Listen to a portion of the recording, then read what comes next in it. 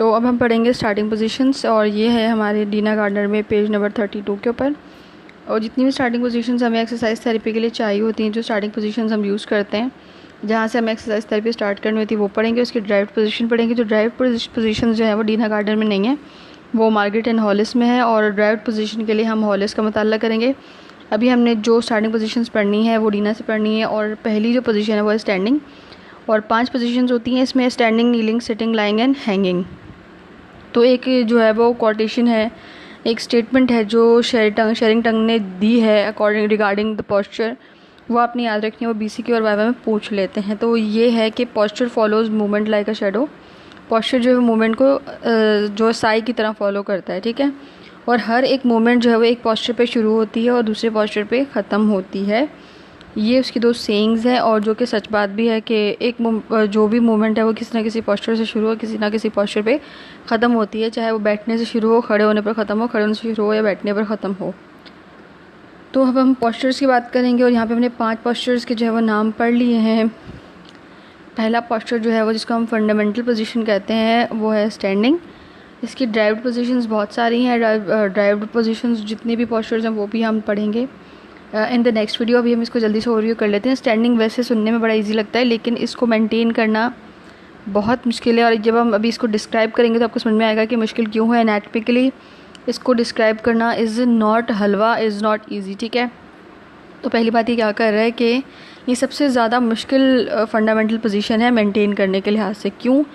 क्योंकि इसके लिए आपकी बॉडी एक के ऊपर एक, जो आपका बोन जिस तरीके से बना हुआ है, डिज़ाइंड है नेचुरली, उस तरीके से अलाइन होना चाहिए। जब आप खड़े हुए हों, आपकी बॉडी जो है वो बैलेंस में हो, स्टेबलाइज्ड हो। ऐसा ना हो कि एक कंधा इधर झुक रहा है, दूसरा इधर झुक रहा है। जिस तरह आर्मी के जो लोग खड़े हुए देखे आपने कभी, किस तरीके से खड़े हुए होते हैं, बिल्कुल इस तरीके से खड़े होने को हम स्टैंडिंग कहते हैं। ये वो वाली स्टैंडिंग नहीं है जो हम कॉलेजेस में कैंटीन के बाहर कर रहे होते हैं। ये जो स्पेशलाइज्ड स्टैंडिंग जिस तरह होनी चाहिए वो वाली स्टैंडिंग है। तो यू कैन गूगल इट, वो भी आपको पिक्चर मिल जाएगी। तो इसमें क्या बात कर रहे हैं, आपकी बॉडी जो है वो वेल अलाइंड होनी चाहिए। छोटे सी बेस, यानी जो आपके 2 छोटे छोटे पाँव की जो बेस है, जो प्लांटर्स हैं, जो पाम्स हैं, उसके ऊपर आपकी पूरी बॉडी जो है वो खड़ी होती है। उसके अंदर जो उसको सपोर्ट कर रहा होता है वो आपके मसल्स के बहुत बड़े बड़े ग्रुप होते हैं आपकी बॉडी के अंदर, अपॉन योर डिफरेंट पार्ट्स, जो इसकी जो अलाइनमेंट है उसको उसकी हेल्प कर रहे होते हैं। तो हमने क्या करना होता है कि स्टैंडिंग में हम क्या क्या चीज़ें होती हैं, उसको पोजीशन को आप कैसे डिस्क्राइब करोगे, वो सिंपली पूछ लेते हैं कि describe standing position. Standing position और एनाटॉमिकल पोजीशन सेम होती है, सिवाय जो इसका लास्ट वाला पॉइंट है कि जो आपकी हथेली होती है, अगर वो आपकी बॉडी को फेस कर रही हो तो ये आपकी फंडामेंटल स्टैंडिंग पोजीशन है, और अगर ये पाम फेसिंग फॉरवर्ड हो जाए, इनवर्ट की जगह फॉरवर्ड हो जाए, तो ये आपकी एनाटॉमिकल पोजीशन है, ठीक है। तो अभी हम डिस्क्राइब करेंगे कि आपकी जो स्टैंडिंग पोजीशन है वो क्या होती है और वो कैसे होती है, ठीक है। तो पहली चीज़ ये है कि आपकी जो हील्स होती हैं, नीचे से ऊपर जाएंगे हम, ठीक है। आपकी जो हील्स होती हैं पाँव की, वो एक साथ होती हैं और एक ही लाइन में होती हैं, यानी आगे पीछे नहीं होती। और आपके पाँव के अंगूठे थोड़े से स्लाइटली अपार्ट होते हैं, यानी मिले हुए नहीं होते, थोड़े से दूर होते हैं। उनके बीच में जो है एक एंगल बन रहा होता है जिसको हम कहते हैं 45 डिग्री का एंगल, और ये एंगल इससे आगे नहीं जाना चाहिए, ठीक है। आपके जो घुटने होते हैं वो एक साथ होते हैं और सीधे होते हैं, ना मुड़े हुए होते हैं, ना झुके हुए होते हैं, ना टेढ़े होते हैं, बिल्कुल सीधे होते हैं और एक साथ जुड़े हुए होते हैं। The knees are together and straight, the hips are extended and laterally rotated. तो इसका मकसद आपको यहाँ से पता चल जाएगा, ये देखें, हिप्स एक्सटेंड हुए हैं बाहर की तरफ बैकवर्ड, ठीक है। और आपकी जो और लेटरली जो है वो रोटेटेड है, थोड़े से लेटरली रोटेटेड और बाहर की तरफ निकले हुए हैं। तो इसको हम कहते हैं कि hips are laterally rotated and extended. आपकी पेल्विस जो है वो, जो आपके लोअर लिम्ब के जो 2 बेसिक सबसे बड़े और बॉडी के सबसे स्ट्रॉन्ग बोन्स हैं, फीमर का जो सबसे क्या कहना चाहिए कि प्रॉक्सिमल जो पार्ट होता है उसको हम कहते हैं हेड, ठीक है। तो जो आपकी फीमर का हेड है उसके ऊपर आपकी पेल्विक जो है वो बैलेंस्ड होती है, यानी उसके ऊपर टिकी हुई होती है आपकी जो पेल्विस है। आपकी स्पाइन पीछे से पूरी स्ट्रेट होती है, जिस तरह आपने देखा होगा आर्मी के लोग बिल्कुल स्ट्रेट खड़े होते हैं, एक भी बल नहीं होता कमर पे। तो आपकी स्पाइन जो है मैक्सिमम जो है वो लेंथ में स्ट्रेट होती है, बिल्कुल स्ट्रेच हुई हुई होती है। आपका जो चेहरा है वो बिल्कुल सीधा होता है, सामने की तरफ देख रहा होता है। आपकी आंखें सामने देख रही होती हैं, आपके कान बिल्कुल बराबर होते हैं। बराबर का मकसद ये है कि मुंह टेढ़ा नहीं होता ऐसे सीधा होता है कि एक लाइन अगर खींची जाए तो दोनों कान जो है वो बराबर आएंगे, ठीक है। आपके शोल्डर डाउन होते हैं और बैक होते हैं, पीछे की तरफ होते हैं, और नीचे की तरफ और पीछे की तरफ होते हैं। वो किस तरह कि जैसे हम देखते हैं ना आर्मी की जो पोजीशंस होती हैं, हमें ऐसा लगता है कि उनका चेस्ट बाहर निकला हुआ है और उन्होंने जानबूझ के निकाला हुआ है। ऐसा नहीं होता। जब आपके आर्म्स ही जो है वो नीचे की तरफ लटक जाएंगे, जैसे कि उनकी पोजीशन है नीचे की तरफ और पीछे की तरफ होंगे, तो आपका ऑब्वियसली थोरैक्स जो है वो आपको बाहर निकला हुआ महसूस होगा। तो वहाँ पे ये बस ये बात कर रहा है। आगे क्या कर रहा है, आपके आर्म्स जो है वो साइड पर लटके हुए होते हैं लूजली, और आपके पाम्स जो है वो आपकी बॉडी की तरफ फेस कर रहे होते हैं। अब इसमें हमने क्या चीज़ पढ़नी है कि आपका जो मसल वर्क है वो क्या है। मसल वर्क बहुत मुश्किल है, बट हम बेसिक चीज़ जो आ जाएगी वाइवा में, जो आपको थ्योरी में लिखनी होती है, वो पढ़ेंगे इसके अंदर, ठीक है। तो muscle work, the muscle work required to maintain the position varies with the circumstances. तो स्टार्टिंग पोजीशंस में मतलब ड्राइव एक पोजीशन तो नहीं है ना स्टैंडिंग, हम स्टैंडिंग पोजीशन में की भी आगे डेरिवेटिव्स हैं बहुत सारे जो ड्राइव करती हैं पोजीशंस के इस पोजीशन से बहुत सारी। तो जो मसल वर्क है वो जिस तरीके से मुश्किलात या पोस्चर चेंज होता रहेगा, मसल वर्क जो है वो इस तरीके से चेंज होता रहता है। कहीं पे मसल वर्क ज़्यादा होता है, कहीं पे कम होता है, कहीं पे अलाइनमेंट चेंज हो जाती है। यानी अगर आप स्टैंडिंग से नीलिंग में आएंगे तो आपके जो बोन्स हैं उसकी अलाइनमेंट जो है वो चेंज हो जाएगी, तो मसल वर्क भी चेंज हो जाएगा। बस ये इतनी सी बात है, ठीक है। तो यहाँ पे क्या बात हो रही है कि the anti gravity muscles of trunk and lower limb work isometrically to hold the position. आपके जो ट्रंक के मसल्स हैं और जो लोअर लिम्ब के मसल्स हैं वो आइसोमेट्रिकली वर्क करते हैं, यानी वो इस तरीके से कॉन्ट्रैक्ट होते हैं कि उनकी जो लेंथ है ना वो कम नहीं होती, ठीक है। जहाँ पे लेंथ शॉर्ट हो या बड़ी हो तो वो आइसोटोनिक होता है। ये आपकी जो मेजरमेंट है वो सेम रहती है मसल्स की, यानी उनकी लेंथ में फ़र्क नहीं आता और वो कॉन्ट्रैक्ट भी हो जाते हैं और आपकी पोजीशन होल्ड भी रहती है, ठीक है। और यहाँ पे जो बेसिक मसल्स हैं उसका हम जो है वो नाम याद कर लेते हैं। आपके जो फीट में जो मसल्स यूज़ होते हैं उनको हम कहते हैं इंट्रिंसिक मसल्स ऑफ फीट। वो क्या काम कर होते हैं, टू स्टेबलाइज द फीट, और उसको कर्ल होने से रोक रहे होते हैं, ठीक है। फ्लेक्सर ऑफ इंट्राफेरेंजियल जॉइंट्स आपके ये आप मार्क कर लीजिएगा यहाँ पर। तो अगर मैं डायरेक्ट बुक से पढ़ा रही होती पीडीएफ की जगह तो मैंने उसमें मार्क किया हुआ है, आपको नज़र आ जाता। तो यहाँ पे आपने क्या मार्क करना है, इंट्रिंसिक मसल्स ऑफ फीट के इंट्रिंसिक मसल, और आपके इंटरफेरेंजियल जॉइंट्स के जो है वो फ्लेक्सर्स काम कर रहे हैं यहाँ पे, और प्लेंटर फ्लेक्सर आपकी एंकल है उसके प्लेंटर फ्लेक्सर काम कर रहे हैं ताकि वो जो लोअर लेग है उसको जो है वो बैलेंस कर सकें, working to balance the lower leg on the foot. यानी जो आपका जो लोअर लेग है, घुटने से नीचे वाला लेग है, वो आपके पाँव के ऊपर प्रॉपर्ली बैलेंस हो जाए, तो आपके जो प्लेंटर फ्लेक्सर्स हैं उसमें हेल्प कर रहे हैं।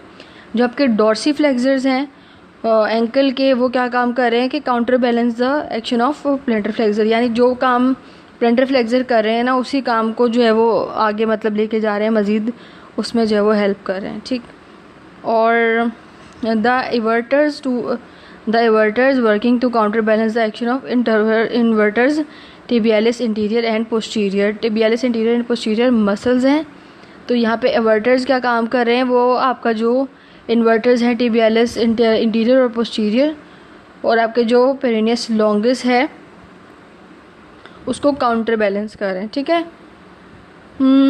Interaction of B and C and D में likened to that of 3 guy rope which support a flag pole. तो ये जो ए और बी और सी जो हमने पढ़े हैं, ए बी और सी, डॉर्सी फ्लेक्सर, इंट्रिंसिक मसल और प्लेंटर फ्लेक्सर्स, आपके जो लोअर लिम्ब के जो मसल्स हैं ये क्या कर रहे हैं, ये एग्जांपल दे रहा है कि जिस तरीके से आप एक झंडे को 3 रस्सियों के साथ बांध दो और एक पोल के साथ, ठीक है, ये इस तरीके का काम कर रहा है ताकि जो टेंशन है वो तीनों में बराबर से जो है वो बढ़ जाए और एक पर ज़्यादा प्रेशर ना आए। बस ये इसकी एक जो है एग्जांपल है। यानी अगर 3 रोप्स होंगी तो जो प्रेशर है वो मिनिमल रहेगा हर एक के ऊपर और जो है वो बढ़ जाएगा आपस में। अब यहाँ पे हमने डी तक पढ़ा था, अब हम पढ़ें ई। The extensors of knee may work slightly. आपके नी के एक्सटेंसर्स बिल्कुल हल्का फुल्का काम करेंगे क्योंकि वो बिल्कुल स्ट्रेट होंगे, ना ज़्यादा एक्सटेंडेड होंगे ना फ्लेक्स्ड होंगे, वो बिल्कुल स्ट्रेट हैं। तो आपके नी के एक्सटेंसर्स जो है थोड़ा बहुत काम करेंगे। तो ये आप मेंशन ना भी करें तो it's not a big deal. Extensors of hip working to maintain the hip extension. अब हमने क्या पढ़ा था कि जो आपका हिप है वो एक्सटेंडेड होगा, लेटरली रोटेटेड होगा, तो आपके हिप के जो एक्सटेंसर्स हैं वो काम करेंगे। वो क्यों काम करेंगे? वो आपका जो पेल्विस फेमोरल हेड पे बैलेंस हुआ है वो उसको जो है ना उसकी हेल्प करेंगे उसको बैलेंस होने में।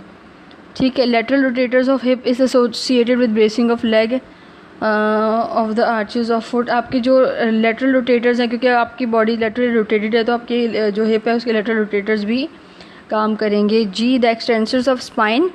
स्पाइन एक्सटेंडेड है, बिल्कुल स्ट्रेच है, स्ट्रेट है, तो आपके जो स्पाइन है उसके एक्सटेंसर्स काम कर रहे होंगे। और फ्लेक्सर्स ऑफ लंबर स्पाइन यानी एब्डोमिनल मसल्स जो हैं हमारे पोस्टीरियर साइड के, वो आपके lumbar flexors of lumbar spine काम कर रहे होंगे ताकि असिस्ट कर सकें, मेंटेन कर सकें एंगल को और पेल्विक टिल्ट को। और the pre vertebral neck muscles, neck के प्री वर्टिब्रल मसल्स जो हैं वो काम कर रहे होंगे ताकि एक्सेसिव एक्सटेंशन ना हो जाए नेक की, नेक बिल्कुल सीधी रहे, अच्छा ज़्यादा एक्सटेंड ना हो जाए।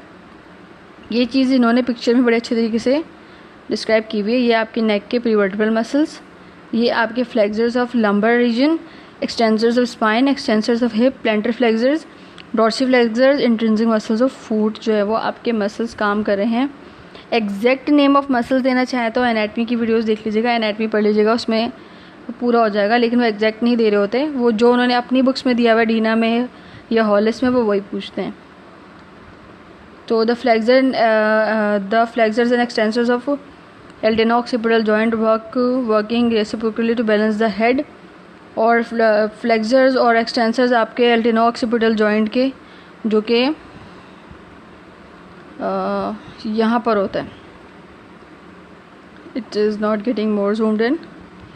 प्री वर्टिब्रल नेक मसल के बिल्कुल ऑपोजिट होता है, थोड़ा सा ऊपर की तरफ आपके ऑक्सीपिटल जॉइंट के पास। तो इनका ये जो फ्लेक्सर्स एक्सटेंसर्स होते हैं जो आपके एटलेंटो ऑक्सीपिटल जॉइंट के, इनका काम क्या होता है कि आपके हेड को बैलेंस रखें, इधर उधर लटकने से बचाएं, सीधा है, सीधा कहा है तो सीधा ही रखें।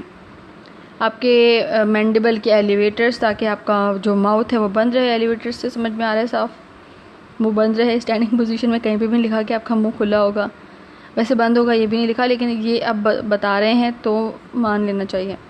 द रिट्रैक्टर्स ऑफ स्कैपुलाई, आपके स्कैपुलाई के रिट्रैक्टर्स, क्योंकि हमने कहा है कि शोल्डर्स बैकवर्ड होंगे और डाउनवर्ड होंगे, तो बैकवर्ड होंगे तो पीछे हमारे पास स्कैपुला होता है, तो स्कैपुला के रिट्रैक्टर्स। आर्म्स रिलैक्स हैं तो it is necessary to use the lateral rotators of the shoulder to keep them correct position. Arm आपके रिलैक्स हैं और बैकवर्ड जो है वो मूव हुए हुए हैं, तो आपके लेटरल रोटेटर्स जो हैं शोल्डर के वो भी काम कर रहे होंगे ताकि पोजीशन मेंटेन रहे। All the muscle group mentioned above stabilize the body in the anterior posterior direction. In addition, there must be balanced contraction of lateral muscles to maintain equilibrium. ठीक हो गया। अब इस पोजीशन के हमने इफेक्ट और uses पढ़ने के भाई क्या फ़ायदा स्टैंडिंग पोजीशन का हमें। तो at the base is relatively small, as the base is relatively small and the centre of gravity is high. Centre of gravity ज़्यादा है स्टैंडिंग पोजीशन में और बेस जो है वो स्मॉल है।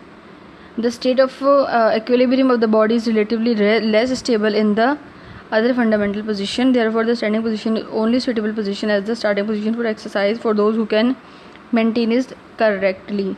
तो सबसे ज़्यादा जो इक्विलिब्रियम की स्टेट है वो किसी और फंडामेंटल पोजीशन से ज़्यादा इस पोजीशन में मेंटेन हो रही होती है, क्योंकि इसमें ग्रेविटी ज़्यादा होती है और जो आपका बेस ऑफ सपोर्ट है वो कम होता है। तो ये पोजीशन बड़ी सूटेबल है उन लोगों के लिए जो इसको मेंटेन कर सकते हैं ताकि वो प्रॉपर्ली एक्सरसाइज कर सकें। यानी कि अगर आपने अगर आपने डंबल से जो है वो एक्सरसाइज करनी है और आपने सेट्स लगाने 10 या 20, तो it is better for you कि आप उसको जो है वो स्टैंडिंग पोजीशन में लगाएं रेदर देन कि आप उसको सिटिंग पोजीशन या लाइंग पोजीशन में लगाएं। इससे आपके बाकी मसल्स पे इफेक्ट होगा। आप जिस पोजीशन में खड़े हुए हैं अगर आप उसी पोजीशन में काम करेंगे तो आपका इक्विलिब्रियम जो है बहुत अच्छे तरीके से बैलेंस हो रहा होगा, तो आपकी एक्सरसाइज जो है आपके पोस्चर को मज़ीद बेहतरी की तरफ लेके जाएगी। The practice in attaining the holding a satisfactory pattern of standing erect position of the whole body is position of alertness. Standing position का दूसरा नाम alert position भी है। तो अब जहाँ पर आपको स्टैंडिंग नज़र ना आए और अलर्ट नज़र आए तो समझ जाइए कि ये एक अलर्ट पोजीशन जो है वो यही स्टैंडिंग पोजीशन है। In which the thorax is free and abdomen viscera all are well supported. तो यानी इस पोजीशन में क्या होता है कि आपका जो थॉरेक्स होता है उस पर कोई मतलब ज़्यादा प्रेशर नहीं आ रहा, उस पर उसको कोई काम नहीं करना पड़ रहा, और आपके एब्डोमिनल विस्टास मतलब जो एब्डोमिनल अंदर जो उसके जितने भी ऑर्गन्स हैं वो भी चिल हैं, उन पर भी कोई प्रेशर नहीं है। तो ये बहुत अच्छी पोजीशन है। वाइल अगर आप लेट रहे हैं दाएं करवट बाएं करवट और फिर कोई वेट यूज़ कर रहे हैं तो इट इज़ पॉसिबल कि आपकी बॉडी के एक पार्ट पर जो है वो ज़्यादा वेट या प्रेशर आ जाए। तो it is associated with the feeling of Joy and efficiency. मतलब वो लोग जो एक्टिव होते हैं वो बैठे हुए नहीं रहते ज़्यादा देर, वो खड़े रहते हैं। और ये जो स्टैंडिंग पोजीशन, ये जो पोजीशन है स्टैंडिंग पोजीशन, इसको एफिशिएंट और एक्टिव पोजीशन भी हम बोलते हैं। और इस पोजीशन से ही आगे डांस ड्रामा एक्टिंग वाली जितनी भी पोजीशन है वो डेमोन्स्ट्रेट होती हैं या मूवमेंट्स में डेमोन्स्ट्रेट होती है। दूसरी पोजीशन वापस आ गई नीलिंग। तो इसको करते हैं दूसरी वीडियो में। इतनी वीडियो इस पोजीशन के लिए बहुत है।